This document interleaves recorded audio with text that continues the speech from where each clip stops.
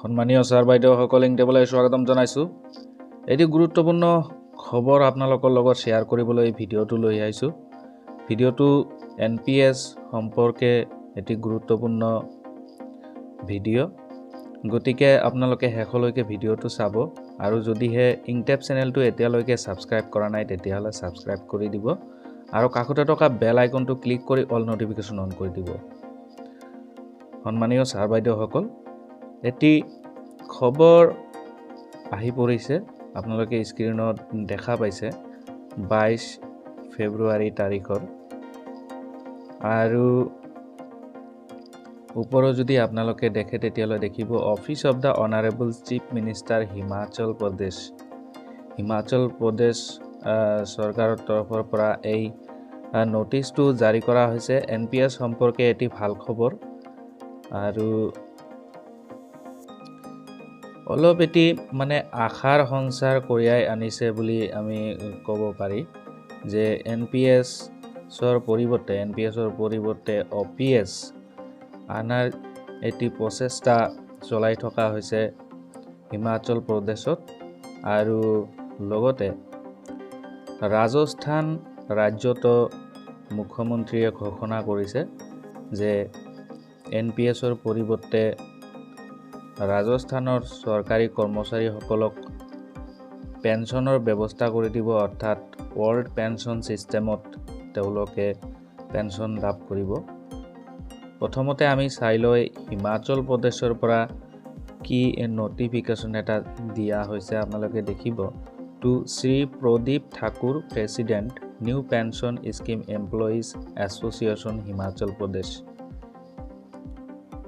Chief মিনিষ্টাৰৰ তৰফৰ পৰা দিয়া হৈছে হিমাচল প্ৰদেশৰ। আৰু হিমাচল প্ৰদেশৰ যি নতুন পেঞ্চন স্কিম এমপ্লয়ি এছ'চিয়েশ্যন আছে, সেই এছ'চিয়েশ্যনৰ প্ৰেছিডেণ্টক উদ্দেশ্যি লিখা হৈছে এই চিঠিখন।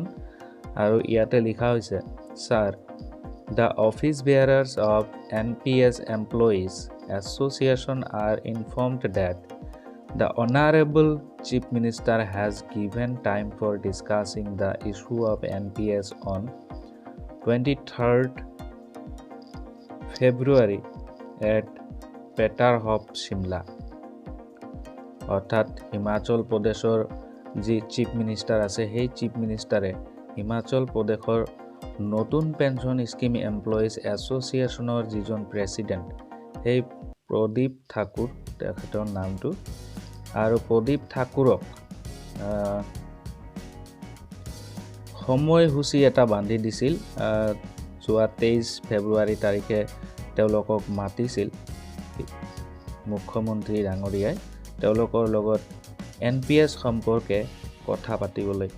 আৰু নিশ্চিতভাৱে আপোনালোকে গমেই পাইছে NPS সম্পৰ্কে কথা পতা মানে NPS আমি কেনেকৈ নোহোৱা কৰিব পাৰি আৰু কেনেকৈ ৱৰ্ল্ড পেঞ্চন ছিষ্টেম আমি আনিব পাৰি, ৰেষ্ট'ৰ কৰিব পাৰি, সেই সম্বন্ধে তেওঁলোকে আলোচনাত বহিছিল। আৰু এইটো এটা ভাল খবৰ যে গোটেই ভাৰতবৰ্ষতে NPSৰ বিৰুদ্ধে মাত মাতি আছে, আন্দোলন চলাই থকা হৈছে। আৰু ইয়াৰ মাজতে কেইবাখনো ৰাজ্যই পজিটিভ ইণ্ডিকেশ্যন দিছে যে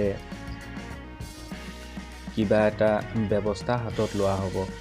আৰু ইয়াৰ পিছতে আপোনালোকে যদি দেখে ছ'চিয়েল মিডিয়াত এই নিউজটো খুব ভাইৰেল হৈ আছে আজিকালি। 2004 1 জানুৱাৰীৰ পিছত নিযুক্ত সকলো চৰকাৰী কৰ্মচাৰীয়ে পেঞ্চন পাব।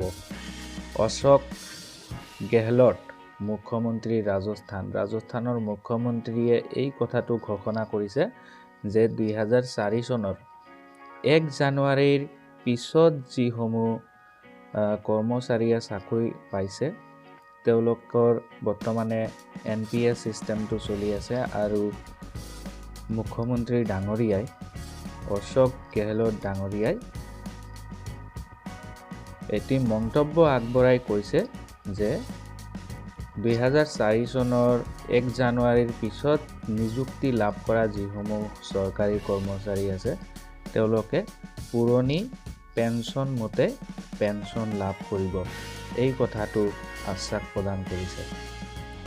আশা কৰিছোঁ ভিডিঅ'টো ভাল লাগিছে।